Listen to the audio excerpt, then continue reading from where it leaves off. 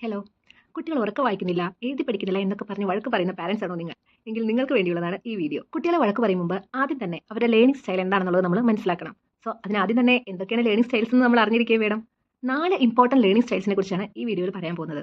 അവ എന്തൊക്കെയാണെന്ന് വെച്ചാൽ visual, auditory, writing and lading writing and reading and kinaesthetic. ഈ 4 ഇമ്പോർട്ടന്റ് ആയിട്ടുള്ള ലേണിംഗ് സ്റ്റൈൽസ് വരുന്നത്. ഇനി ഇത് ഓരോന്നും എന്താണെന്നും എങ്ങനെയാണ് അതിൽ കുട്ടികൾ ലേൺ ചെയ്യുന്നതെന്നും നമുക്ക് നോക്കാം. ആദ്യമായിട്ട് വരുന്നത് വിഷ്വൽ ലേണിംഗ് സ്റ്റൈലാണ്. ഈ പേരിൽ പറയുന്ന പോലെ തന്നെ വിഷ്വൽ ലേണിംഗ് സ്റ്റൈൽ ഫോളോ ചെയ്യുന്ന ആൾക്കാർ കാര്യങ്ങളെ മനസ്സിലാക്കി എടുക്കുന്നത് എന്തെങ്കിലും വിഷ്വൽസിൽ നിന്നായിരിക്കും. ഇപ്പോൾ ഡയഗ്രംസ്, അതല്ലെങ്കിൽ എന്തെങ്കിലും തരത്തിലുള്ള റെപ്രസെൻറ്റേഷൻസ്, ഗ്രാഫിക്കൽ റെപ്രസെൻറ്റേഷൻസ്, ഇതൊക്കെ നോക്കി കഴിഞ്ഞിട്ടുണ്ടെങ്കിൽ, ഇമേജസ് ഇതൊക്കെ നോക്കി കഴിഞ്ഞിട്ടുണ്ടെന്നുണ്ടെങ്കിൽ ഈ വിഷ്വൽ ലേണിംഗ് സ്റ്റൈൽ ഫോളോ ചെയ്യുന്നവർക്ക് കാര്യങ്ങളെ ഈസി ആയിട്ട് ഇന്റർപ്രറ്റ് ചെയ്തെടുക്കാനായിട്ട് സാധിക്കും. അവർക്ക് കുറേ നേരം വായിക്കണമെന്നോ എന്തെങ്കിലും കേൾക്കണമെന്നോ ഒന്നുമില്ല. ഇത്തരത്തിലുള്ള ഇമേജസിൽ നിന്നും വിഷ്വൽ റെപ്രസെൻറ്റേഷൻസിൽ നിന്നുമായിരിക്കും അവർ കാര്യങ്ങൾ മനസ്സിലാക്കിയെടുക്കുന്നത്. നെക്സ്റ്റ് വൺ ഓഡിറ്ററി ലേണിംഗ് സ്റ്റൈലാണ്. ഈ പേര് സൂചിപ്പിക്കുന്ന പോലെ തന്നെ ഓഡിറ്ററി ലേണിംഗ് സ്റ്റൈൽ ഫോളോ ചെയ്യുന്നവർ കാര്യങ്ങൾ കേട്ട് മനസ്സിലാക്കുകയാണ് ചെയ്യുന്നത്. എന്തെങ്കിലും തരത്തിലുള്ള ഓഡിയോ ക്ലിപ്സ്, അതല്ലെങ്കിൽ ഡിസ്കഷൻസ്, അതല്ലെങ്കിൽ പോഡ്കാസ്റ്റ്, ഇതൊക്കെ കേൾക്കാൻ വേണ്ടിയിട്ടും ഇതിൽ നിന്നും കാര്യങ്ങളെ മനസ്സിലാക്കിയെടുക്കാനും മിടുക്കരായിരിക്കും ഇവർ. സോ ഇവർക്ക് ഇമേജസിൽ നിന്നും കാര്യങ്ങൾ മനസ്സിലാക്കുന്നതിനേക്കാൾ കൂടുതലായിട്ട് കേട്ട് മനസ്സിലാക്കാനുള്ള കഴിവായിരിക്കും ഉണ്ടായിരിക്കുന്നത്. അടുത്തത് റീഡിംഗ് ആൻഡ് റൈറ്റിംഗ് ലേണിംഗ് സ്റ്റൈലാണ്. ഈ മെത്തേഡ് ഫോളോ ചെയ്യുന്നവർ ബുക്ക് വായിച്ച് മനസ്സിലാക്കി അതിൽ നിന്നും നോട്ട്സ് ഒക്കെ പ്രിപ്പയർ ചെയ്ത് കാര്യങ്ങളെ ഉൾക്കൊള്ളുവാനായിരിക്കും ശ്രമിക്കുക. അതിനുള്ള ഒരു എഫേർട്ടായിരിക്കും അവർ കൂടുതലായിട്ടും എടുക്കുന്നത്.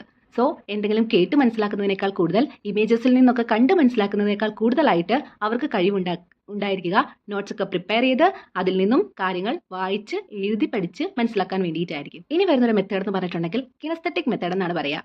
ഇതിൽ നമ്മൾ ലേൺ ചെയ്യുന്നത് ബൈ ഡൂയിങ് ആണ്. അതായത് ഒരു ആക്ഷൻ ഇൻവോൾവ് ആണ്. നമ്മൾ ശ്രദ്ധിച്ചിട്ടുണ്ടായിരിക്കും കുറെ കുട്ടികൾ പഠിക്കുന്നത് നടന്നുകൊണ്ടായിരിക്കും അല്ലേ, ഹാൻഡ് മൂവ്മെന്റ്സ് ഒക്കെ യൂസ് ചെയ്തിട്ട് അല്ലേ. അത്തരത്തിൽ പഠിക്കുന്നവർ ഫോളോ ചെയ്യുന്ന ഒരു ലേണിംഗ് സ്റ്റൈലാണ് കിനസ്തെറ്റിക് സ്റ്റൈൽ. ഓക്കെ, ഇപ്പം ഞാൻ എൻ്റെ കാര്യം പറയുകയാണെന്നുണ്ടെങ്കിൽ ഞാനൊരു കിനസ്തെറ്റിക് ലേണിംഗ് സ്റ്റൈൽ ഫോളോ ചെയ്യുന്ന ഒരാളാണ്. പണ്ട് തൊട്ടേ ഒരു റോൾ പ്ലേയിങ് പോലെ എന്ന് വെച്ചിട്ടുണ്ടെങ്കിൽ, ഇപ്പം നമ്മൾ അസ്യൂം ചെയ്യാണ് നമ്മളൊരു ടീച്ചറാണ്, നമ്മുടെ മുന്നിൽ കുറേ കുട്ടികളുണ്ട്, നമ്മൾ അവരെ പഠിപ്പിക്കുകയാണ്. സോ അവിടെ നമ്മൾ എങ്ങനെയായിരിക്കും പഠിപ്പിക്കുക? നമ്മളിങ്ങനെ നടന്നും കാര്യങ്ങളൊക്കെ പറഞ്ഞും അല്ലേ, ഹാൻഡ് മൂവ്മെന്റ്സ് ഒക്കെ യൂസ് ചെയ്തിട്ടും അങ്ങനെയൊക്കെയാണ് നമ്മൾ പഠിപ്പിക്കുക. സോ അത്തരത്തിൽ ആക്ഷൻ ഇൻവോൾവ് ആയിട്ട്, ഫിസിക്കൽ മൂവ്മെന്റ് ഇൻവോൾവ് ആയിട്ട് നമ്മൾ ഒരു സ്റ്റൈൽ വഴി ലേൺ ചെയ്യുന്നതിനെയാണ് കിനസ്തെറ്റിക് ലേണിംഗ് സ്റ്റൈൽ എന്ന് പറയുന്നത്. സോ ഈ 4 ഇമ്പോർട്ടൻ്റ് ആയിട്ടുള്ള ലേണിംഗ് ടൈപ്സ് വരുന്നത്. ഇനി തൊട്ട് കുട്ടികളെ വഴക്ക് പറയും മുമ്പ് അവർ ഏത് ലേണിംഗ് സ്റ്റൈലാണ് ഫോളോ ചെയ്യുന്നത് എന്ന് മനസ്സിലാക്കിയിട്ട് വേണം കുട്ടികൾ ഉറക്കം വായിക്കുന്നില്ല, എഴുതി പഠിക്കുന്നില്ല എന്നൊക്കെ പരാതി പറയാൻ. കാരണം വിഷ്വൽ ലേണിംഗ് ഫോളോ ചെയ്യുന്ന ഒരാൾക്ക്, ആ ലേണിംഗ് സ്റ്റൈലുള്ള ഒരാൾക്ക് ഒരുപാട് നേരം വായിക്കണമെന്നില്ല. ഇനി ഓഡിറ്ററി ലേണിംഗ് ആണെന്നുണ്ടെങ്കിൽ ചിലപ്പോൾ യൂട്യൂബിൽ ഒരു വീഡിയോ പ്ലേ ചെയ്ത് വെച്ചിട്ട് ആളിങ്ങനെ റിലാക്സ്ഡ് ആയിട്ട് ഇരിക്കുന്നുണ്ടാവും, പക്ഷെ അവരത് കേട്ട് മനസ്സിലാക്കുന്നുണ്ടാവും. സോ ഓരോ കുട്ടികളുടെയും ലേണിംഗ് സ്റ്റൈൽ ഡിഫറെൻ്റ് ആയിരിക്കും. അതിനനുസരിച്ചായിരിക്കും അവർ കാര്യങ്ങളെ കൂടുതലായി മനസ്സിലാക്കുന്നത്. ഇതെല്ലാവർക്കും യൂസ്ഫുൾ ആയെന്ന് വിചാരിക്കുന്നു. Thank you.